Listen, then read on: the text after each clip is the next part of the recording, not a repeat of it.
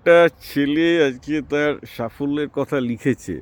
সেই শিকারী মনোভাব থাকার জন্য সে কিভাবে অন্যান্য বাঙালির মতো তলিয়ে যায়নি। আমি একটা গল্প স্বীকার করছি, এই ছেলেটার এটা আমি বাংলায় করে দেবো এই ভিডিওটার সাথে। ওকে, গল্পটা হচ্ছে যে ছেলেটা বলছে সে একটা সিপিএম ফ্যামিলির ছেলে, উচ্চবিত্ত সিপিএম ফ্যামিলির ছেলে। বাড়িতে ওরম লেফটিস্ট দিয়ে চলতো আর কি।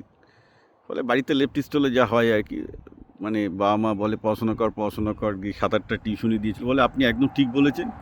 টিউশনি মাস্টারের কাছে গিয়ে আমার আরই পড়াশোনায় উৎসাহ চলে যায়, কারণ দেখছিলাম সবাই মুখস্থ করছিল। এসব মুখস্থ করে পরীক্ষায় পাস করে কী হবে সেটা বুঝতেও পারতাম না, কিন্তু পড়তে হতো। ফলে ভালো লাগতো না, জীবনে ইন্টারেস্ট ছিল না, ফলে হায়ার সেকেন্ডারিতে ভালো রেজাল্ট হয়নি।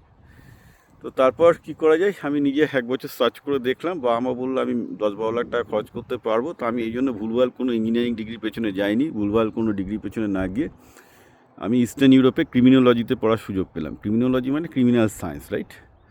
সেটাতে 3 বছরের ডিগ্রিতে টোটাল 15 লাখ টাকা ওর ডিগ্রিতে খরচ করেছে। করে তারপর ও ইন্ডিয়ান টাকায় 30 লাখ টাকা একটা ব্যাংকে চাকরি পেয়েছে, এবং ব্যাংকের চাকরিতে 4 বছর আছে। এখন ওর স্যালারি ইন্ডিয়ান টাকায় 50 লাখের কাছাকাছি।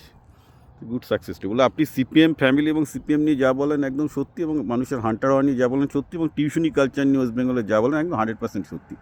আমি আজকে বিদেশে 19 বছর বয়স থেকে একা ফাইট করে বুঝেছি যে ওই টিউশনি কালচারের মধ্যে পড়ে যদি ওই এমএ বিএড এমএসসি বিএড যেটা সিপিএম ফ্যামিলিগুলো ছেলেমেয়েগুলোকে করার জন্য চাপ দেয়, হলে আমার লাইফে একদম হেল হয়ে যেত এদের মতো। অ্যাটলিস্ট এখন আমি লাইফে দেখতে পাচ্ছি আমার সামনে অনেক প্রসপেক্ট আছে, আমি জীবনে উঠছি। এখন আমার 50 লাখ, হয়তো 2 দিন বাদে আমার স্যালারি 1 কোটি টাকা হবে। কারণ আমি দেখতে পাচ্ছি আমার কাজ আমার ভালো লাগছে করতে, আমি সারাদিন কাজ করি। একটা সময় পড়াশোনা করতাম না, কারণ এখন কাজ ভালো লাগছে, সারাদিন কাজ করি। একটা নিজের মধ্যে একটা ডিসিপ্লিন পেয়েছি, ব্রাঞ্চ পেয়েছি। আমার খুব ভালো। দেখো, আমি তোমার 52 বছর 53 বছর এক্সপিরিয়েন্স, যেটা অধিকাংশ বাঙালির মানুষ বোঝে না, যে আমি যত ঘাটে জল খেয়েছি, যত এক্সপিরিয়েন্স করেছি। আমিও তো ভাই বাংলা থেকেই বিদেশে এসেছি, প্রচুর কোম্পানিতে চাকরি করেছি, কোম্পানি তৈরি করেছি, আজকে প্রচুর কোম্পানিকে আমি অ্যাডভাইস করি। তো অবভিয়াসলি আমার যে লেভেলের এক্সপিরিয়েন্স হচ্ছে, যত আমি পৃথিবীকে দেখছি, তা আমার তুলনায় এরা তো 1%ও পৃথিবীকে দেখেনি।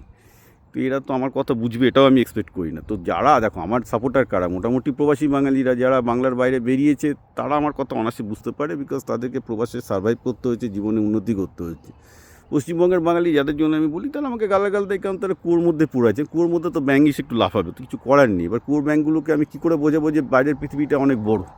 বোঝানো অসম্ভব ব্যাপার না। যার জন্য আমার বিরুদ্ধে সব থেকে বামপন্থী থেকে শুরু করে। তুমি যেটা খুব ভালো কথা লিখেছো, যে বেসিক্যালি সিপিএম ফ্যামিলি বলে তাকে তোমাকে মিসগাইড করছিল, এবং আমি বামপন্থীদের বিরুদ্ধে যে কথাগুলো বলি সেটা একদম 100% ঠিক।